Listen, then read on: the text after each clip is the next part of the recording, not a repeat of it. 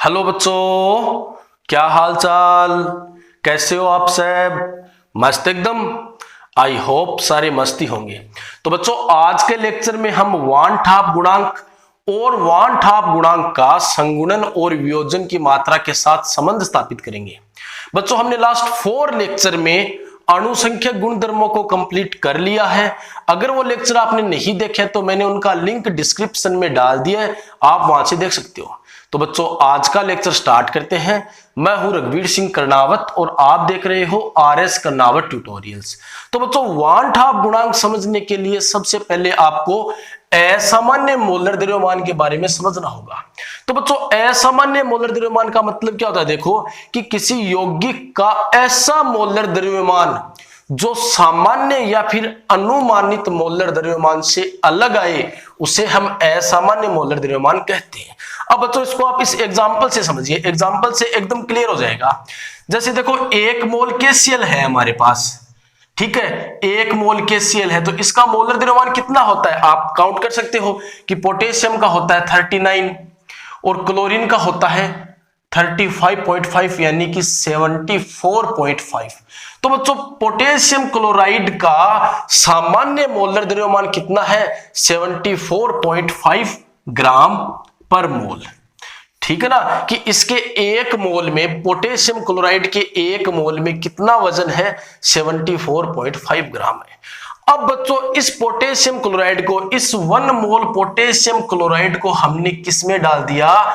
पानी में डाल दिया। तो बच्चों, पानी में डालते ही पोटेशियम क्लोराइड ना K+ और Cl- में टूट जाएगा। यानी कि पहले तो कितने मोल पोटेशियम क्लोराइड था? 1 मोल। यानी कि पहले कितने मोल अणु थे हमारे पास? 1 मोल अणु या फिर कण मान लो कि पोटेशियम क्लोराइड, अगर KCl को आप एक कण मान रहे हो ना, तो पहले कितने थे? 1 मोल कण थे। जैसे हमने पानी में डाल दिया ना, तो 1 कण से, ध्यान देना जरा, 1 कण से कितने कण बन गए? 2 बन गए। कितने कण बन गए? 2। तो बच्चों, 1 मोल कणों से, 1 मोल कणों से कितने मोल कण बन गए बच्चों? 2 मोल कण बन गए।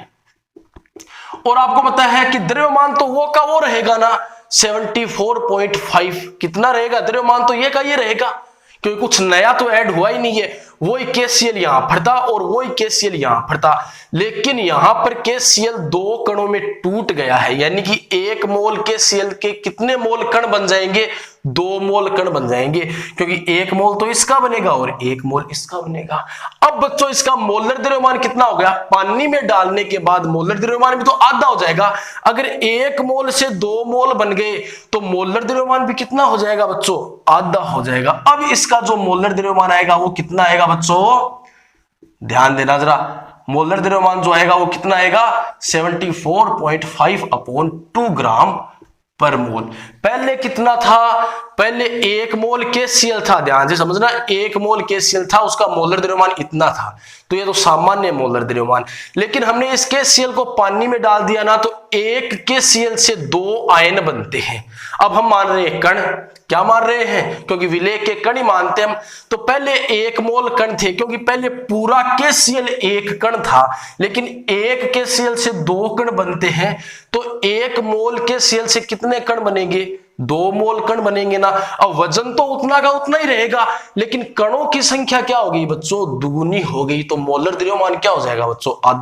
आधा हो जाएगा। तो यह सामान्य से अलग आया ना, तो इसको हम बोलते हैं असामान्य मोलर द्रव्यमान। क्या बोलते हैं? असामान्य मोलर द्रव्यमान। और ऐसे कोई यौगिक टूट जाता है अपने आयनों में, तो बच्चों उससे हम बोलते हैं वियोजन। क्या बोलते हैं? वियोजन। तो एक एग्जांपल तो ये हो गया। तो सामान्य असामान्य मोलर द्रव्यमान समझ गए ना, कि सामान्य मोलर द्रव्यमान तो ये है, लेकिन पानी में डालने के बाद मोलर द्रव्यमान ये आया है। तो ऐसा मोलर द्रव्यमान जो सामान्य या फिर अनुमानित मोलर द्रव्यमान से अलग आए, उसे हम असामान्य मोलर द्रव्यमान बोलते हैं। ऐसे ही बच्चों, अगर हम एसिटिक एसिड को बेंजीन में डालेंगे ना, किस में डालेंगे? यहां पर ये कोई रिएक्शन नहीं बता रहा हूं, ध्यान से समझना, ये कोई अभिक्रिया नहीं है। हमने एसिटिक एसिड को अगर बेंजीन में डाल दिया तो उसका संगुणन हो जाएगा, मतलब दो अणु मिलकर के एक हो जाएंगे। तो बच्चों यहां पर क्या कितने मोल एसिटिक एसिड है? 1 मोल। लेकिन जैसे ही इस एसिटिक एसिड को हम बेंजीन में डाल देंगे ना तो ये हो जाएगा CH3 C double bond O OH और ये, ठीक है। तो ये दो जो कण है वो मिलकर के एक हो जाएंगे। पहले क्या था, एक कण टूट के दो हो जाते हैं, यहां पर ये दो कण है वो मिलकर के बच्चों कितने हो गए? एक। आ गई बच्चों बात समझ में? अब इसको ध्यान से समझना, यहां पर कितने मोल एसिटिक एसिड है? तो आपको पता है कि स्टोइकियोमेट्रिक गुणांक मोलों की संख्या बताता है।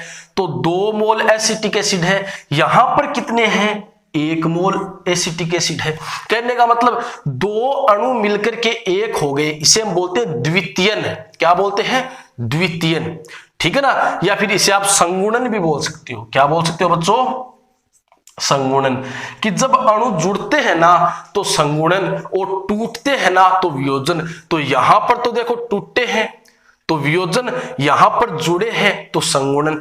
अब बच्चों अगर हम इसका सामान्य मोलर द्रव्यमान देखें ना तो एसिटिक अम्ल का सामान्य मोलर द्रव्यमान आप निकाल सकते हो बच्चों। कार्बन का होता है 12, हाइड्रोजन का 1 का 1 तो 3 का 3, कार्बन का 12, ऑक्सीजन का होता है 16 तो 2 ऑक्सीजन है और हाइड्रोजन का 1। तो टोटल एसिटिक एसिड का जो मोलर द्रव्यमान होता है, मतलब सामान्य मोलर द्रव्यमान होता है, वो होता है 60 ग्राम पर मोल, 60 ग्राम पर मोल, ठीक है ना बच्चों। लेकिन अगर हम यहां पर जोड़ेंगे ना तो कितना आएगा बताओ? यहां पर 120 आएगा ना। कितना आएगा बच्चों? 120। तो जब अणु जुड़ते हैं ना तो मोलर द्रव्यमान दुगुना या तिगुना, जितने जुड़ेंगे उतना हो जाएगा। और जब अणु टूटते हैं ना तो मोलर द्रव्यमान आधा, ठीक है। या फिर अगर 3 कण बनेंगे तो क्या हो जाएगा? 1/3 हो जाएगा। आ गई बच्चों बात समझ में? ठीक है ना। तो संगुणन में मोलर द्रव्यमान बढ़ जाता है, जबकि वियोजन में मोलर द्रव्यमान क्या हो जाता है?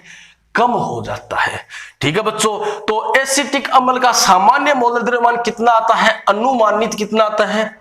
60। लेकिन इसे बेंजीन में डाल देते हैं तो कितना हो जाता है बच्चों? 120 हो जाता है। आ गई बात समझ में? तो इसे ही हम असामान्य मोलर द्रव्यमान बोलते हैं। आ गई बच्चों बात समझ में? और इसके साथ साथ आप संगुणन और वियोजन को भी समझ गए। वियोजन का मतलब टूटना और संगुणन का मतलब जुड़ना, ठीक है। तो देखो असामान्य मोलर द्रव्यमान लिख लेते हैं। किसी यौगिक का वह मोलर द्रव्यमान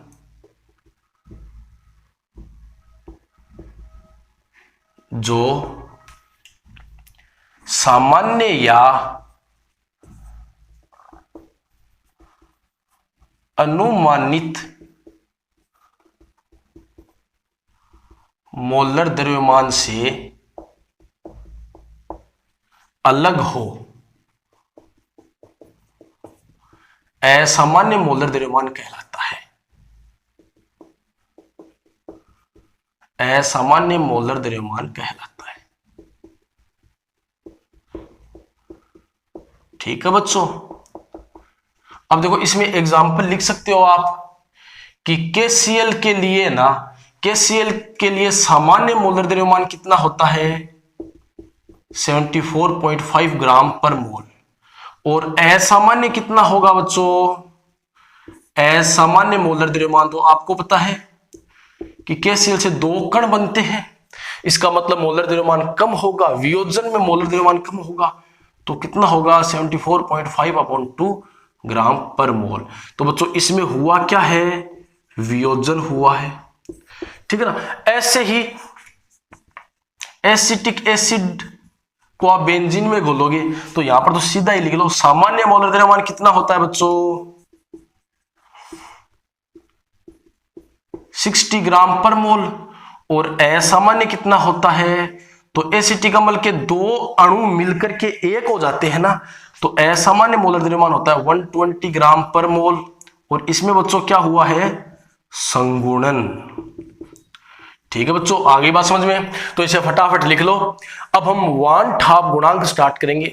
बच्चों वान ठाप नाम के साइंटिस्ट ने इस संगुणन और वियोजन को ध्यान में रखते हुए वान ठाप गुणांक दिया।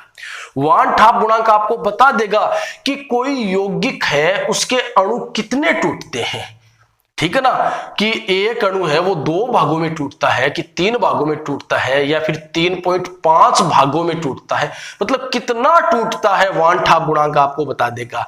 और कितने अणु किसी यौगिक के कितने अणु आपस में जुड़ते हैं, 2 जुड़ते हैं कि 3 जुड़ते हैं, तो ये आपको वान ठाप गुणांक बता देगा। तो फटाफट इसे लिख लो। अब हम वान ठाप गुणांक स्टार्ट करते हैं।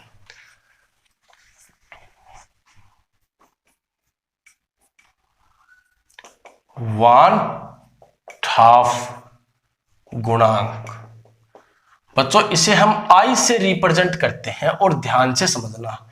तो वान ठाप गुणांक हमें क्या बताएगा कि किसी यौगिक में अणु कितना टूटता है, या फिर किसी यौगिक में अणु कितने जुड़ते हैं आपस में। ठीक है बच्चों, तो इसका फॉर्मूला, डायरेक्ट फॉर्मूला याद रखो आप, कि सामान्य मोलर द्रव्यमान अपॉन असामान्य मोलर द्रव्यमान, असामान्य मोलर द्रव्यमान। ठीक है ना बच्चों। अब देखो सिद्ध करते हैं कि किसी यौगिक में अणु कितना टूटता है। तो अभी देखो KCl के लिए ले लेते हैं। तो KCl का सामान्य मोलर द्रव्यमान कितना था, 74.5। असामान्य कितना था, 74.5 अपॉन 2। तो ये 2 ऊपर चला जाएगा ना बच्चों, 2 ऊपर चला जाएगा, यानी कि KCl के लिए वान ठाप गुणांक की वैल्यू कितनी आई, 2 आई। इसका मतलब KCl का जो अणु है वो 2 भागों में टूटता है, K+ और Cl-। आगे बच्चों बात समझ में। ऐसे ही अगर हम एसिटिक एसिड के लिए बात करें, तो एसिटिक एसिड का सामान्य मोलर द्रव्यमान कितना है, 60, और असामान्य कितना आया है, 120, यानी कि एसिटिक एसिड के लिए वान ठाप गुणांक का मान कितना है, हाफ। तो हाफ का मतलब बच्चों आपको यह समझना है कि एसिटिक एसिड के 2 अणु आपस में जुड़ते हैं। क्या है, एसिटिक एसिड के 2 अणु आपस में जुड़ते हैं। अगर I की वैल्यू किसी यौगिक के लिए 1/3 आ जाए ना, इसका मतलब कि उस यौगिक के 3 अणु मिलते हैं, आपस में जुड़ते हैं। ठीक है, ऐसे ही अगर I की वैल्यू 1/4 आ जाए ना, यानी कि उस यौगिक के 4 अणु आपस में जुड़ते हैं। ऐसे ही I की वैल्यू अगर 3 आ जाए बच्चों, यानी कि यौगिक का अणु 3 भागों में टूटता है, जैसे MgCl2 है, इसके लिए I की वैल्यू 3 होती है। कैसे होती है कि जब आप इसको पानी में डालोगे ना, तो Mg2+ और 2Cl-। तो कितने कण बन गए, एक तो ये और 2 ये। आ गई बच्चों बात समझ में। ठीक है, अब देखो वान ठाप गुणांक का दूसरा फॉर्मूला क्या होता है। तो बच्चों वान ठाप गुणांक का दूसरा फॉर्मूला देखिए कि I = संगुणन या वियोजन के पश्चात मोलों की संख्या। ध्यान से समझना बच्चों, दोनों है एक ही बात, मोलों की संख्या अपॉन संगुणन या वियोजन के पहले मोलों की संख्या। ठीक है ना बच्चों। तो देखो इसको सिद्ध करते हैं। तो मान KCl के लिए हम मानते हैं कि KCl के 1 मोल से, जब KCl को हम पानी में डालते हैं तो 1 मोल KCl से 1 मोल तो K+ बनता है और 1 मोल Cl- बनता है। तो संगुणन या वियोजन के पश्चात कणों के कितने मोल है, 1 मोल इसका 1 मोल इसका, तो पश्चात तो 2 मोल है और पहले 1 मोल है। तो KCl के लिए वान ठाप गुणांक कितना आ गया, 2 आ गया ना, सेम ही है दोनों। आ गई ना बात समझ में। ऐसे एसिटिक एसिड में क्या होता है बच्चों कि एसिटिक एसिड के 2 मोल संगुणित होकर के 1 मोल बना लेते हैं। तो अगर हम वान ठाप गुणांक निकाले तो संगुणन या वियोजन के पश्चात कितने मोल है, 1, पहले कितने थे, 2। तो उससे भी यही आता है और इससे भी यही आता है, तो दोनों एक ही बात है। ठीक है ना बच्चों। अब ध्यान रखना, अगर क्वेश्चन में संगुणन या वियोजन दिया हुआ हो तब आपको अणुसंख्यक गुणधर्मों में वांट हाफ गुणांक का उपयोग करना है। आ गई बात समझ में? तो एक एक अणुसंख्यक गुणधर्म लिखते हैं। तो फर्स्ट कौन सा था? वाष्प दाब में आपेक्षिक अवनमन। तो बच्चों वांट हाफ गुणांक का यूज करना कैसे होता है? तो वो तो जब हम एक्सरसाइज क्वेश्चन करेंगे ना तब करेंगे। आप इतना ध्यान रखो, अगर आपके पास क्वेश्चन आ गया और उसमें कहीं पर संगुणन या वियोजन दे दिया तब आपको वांट हाफ गुणांक का उपयोग करना ही है। ठीक है ना। तो वाष्प दाब में आपेक्षिक अवनमन, तो ये क्या होता है बच्चों? तो PA0 minus PT upon PA0। तो ये वाष्प दाब में आपेक्षिक अवनमन होता है और यह किसके इक्वल होता है? विलेय की मोल भिन्न के। तो बच्चों आपको वांट हाफ गुणांक यूज करना है पहले। ठीक है। ऐसे ही बच्चों दूसरा क्या है अपना? क्वथनांक में उन्नयन। तो बच्चों क्वथनांक में उन्नयन क्या था? Delta TB is equal to KB और M। अगर संगुणन या वियोजन हो गया तो आपको वांट हाफ गुणांक लगाना है। थर्ड क्या था बच्चों? हिमांक में अवनमन। तो बच्चों हिमांक क्या होता है? Delta TF is equal to KF और M। तो आपको वांट हाफ गुणांक लगाना है यदि संगुणन और वियोजन दिया गया हो। चौथा अणुसंख्या गुणधर्म क्या था बच्चों? परासरण दाब। क्या था? जो हमने लास्ट लेक्चर में पढ़ा है, परासरण दाब। Pi is equal to MRT कर दो चाहे CRT कर दो। तो आपको अगर संगुणन या वियोजन दिया हुआ है तो आपको वांट हाफ गुणांक I का यूज करना है। तो बच्चों समझ गए? तो फटाफट लिख लो। अब हम वांट हाफ गुणांक का संगुणन और वियोजन की मात्रा से संबंध स्थापित करते हैं। तो फटाफट लिख लो इनको। तो बच्चों अब देखो, वांट हाफ गुणांक और वियोजन की मात्रा में संबंध स्थापित करते हैं तो इसको ध्यान से समझना। तो हमने मान लिया कि 1 मोल A क्या है? 1 मोल A वियोजित होकर, वियोजित का मतलब बच्चों टूटना, और टूटने से क्या होगा? ज्यादा बनेंगे। तो 1 मोल A वियोजित होकर N मोल बनाता है। यानी कि A का ना, ध्यान से समझना, बस ये लाइन इंपॉर्टेंट है और ये एकदम सिंपल है कि A का 1 मोल N मोल बनाता है। कितना बनाता है? N मोल बनाता है। तो बच्चों T बराबर 0 समय पर, अब T बराबर 0 समय पर क्या होता है कि यह टूटना स्टार्ट नहीं हुआ है। ठीक है। T बराबर 0 का मतलब प्रारंभिक समय, और प्रारंभिक समय का मतलब यह स्टार्ट ही नहीं हुआ है। इसका मतलब A कितना मोल है? 1 मोल है। ये कितना मोल बना है? 0, मतलब टूटा ही नहीं है ना। अरे T बराबर 0 समय का मतलब अभी स्टार्ट ही नहीं हुआ है, तो ये 1 मोल है और यह कितना है? 0। अब बच्चों देखो, T समय पर यह टूटेगा ना बच्चों? टूटेगा। अगर टूटेगा मतलब यह टूट रहा है और यह बन रहा है, तो बच्चों ये कम होगा ना। सिंपल सी बात है। आपके पास 5 लड्डू है और आप खाना स्टार्ट कर दो तो वो जो 5 लड्डू है वो कम होते जाएंगे ना। तो सिंपल सी बात है, अगर ये टूटने लग गया तो इधर तो कम ही होगा ना। तो T समय पर मान लिया कि एल्फा ना, इस 1 मोल में से एल्फा टूट गया है, तो यहां पर कितना बचा? 1 माइनस एल्फा। आ गई ना बच्चों बात समझ में कि T बराबर 0 पर यह 1 मोल था, यह 0 है। T बराबर T समय पर यह टूटना स्टार्ट हो गया, क्योंकि जैसे जैसे समय चला यह टूटने लग गया। अगर टूटने लग गया तो ये तो कम, ये ज्यादा, मतलब ये कम होता जाएगा और ये बढ़ता जाएगा। तो यह कितना कम हो गया? तो L, इस 1 में से एल्फा टूट गया तो बचा कितना? जो बचा होता है ना वो हमें लिखना होता है। तो बच्चों 1 माइनस एल्फा। अब देखो यहां पर हमें क्या लिखना है बच्चों? अगर देखो 1 मोल, अगर A का 1 मोल कितने मोल बनाता है? N। देखो बनाता है ना, A का 1 मोल N बनाता है, तो यहां से कितना टूट गया, अल्फा टूट गया ना, तो अल्फा कितना बनाएगा, N अल्फा। सिंपल सी बात है, आ गई ना बच्चों बात समझ में। ठीक है, अब वांट हाफ गुणांक का फॉर्मूला लगा दो, तो वो क्या होता है, संगुणन या वियोजन के पश्चात मोलों की संख्या।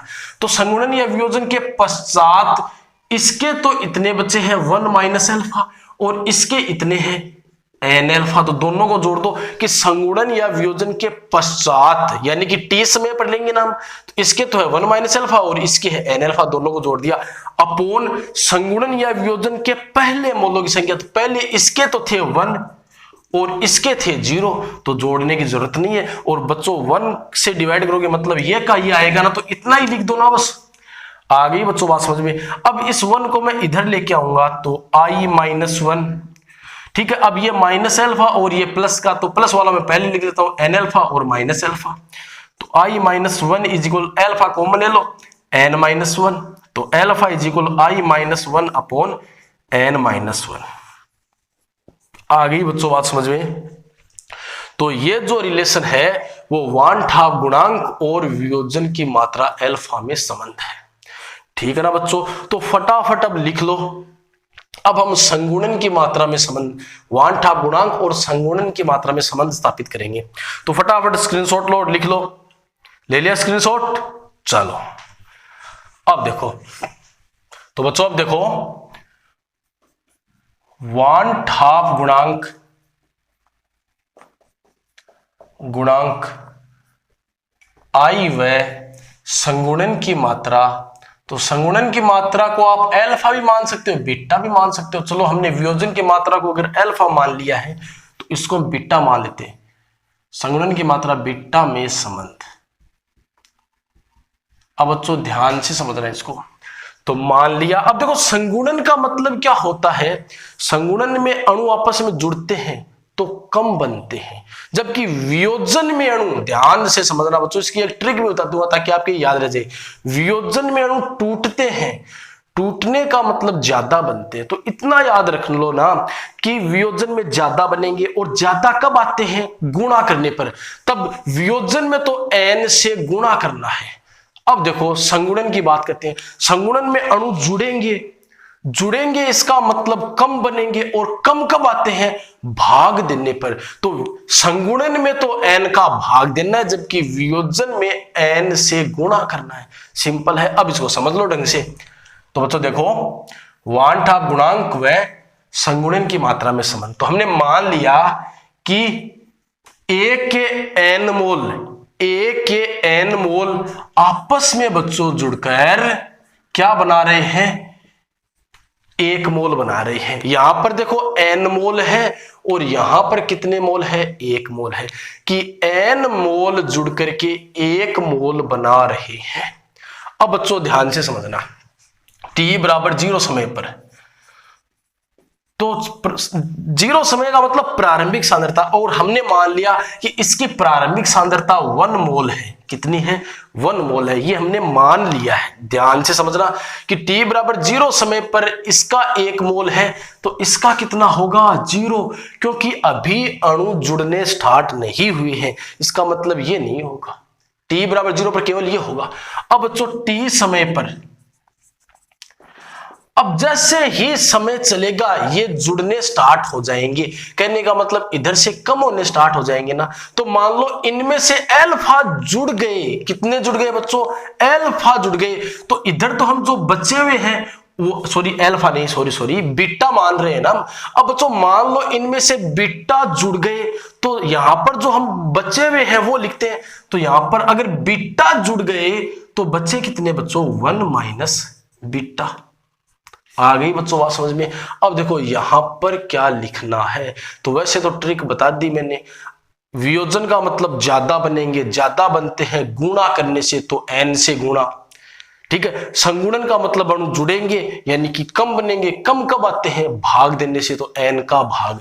तो बच्चों ये समझ लो, देखो यहां पर क्या लिखना है, कितने अणु जुड़ गए, बीटा जुड़ गए ना।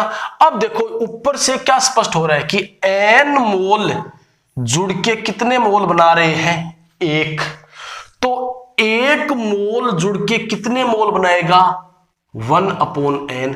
और कितने जुड़े हैं बीटा ना, तो बीटा मोल जुड़ करके कितने मोल बनाएंगे, तो 1/n और इंटू बीटा। तो देख लो बीटा/n आया कि नहीं आया बच्चों, आ गया ना।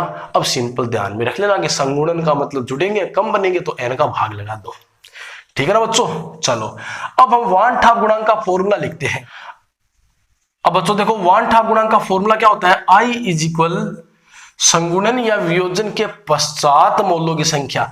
तो पश्चात इसके तो है 1 माइनस बीटा प्लस इसके है बीटा/n अपोन संगुणन या वियोजन के पहले मोलों की संख्या। तो इसके तो है 1 पहले और इसके है 0, तो 1 बना तो 1 को लिखने की जरूरत नहीं है।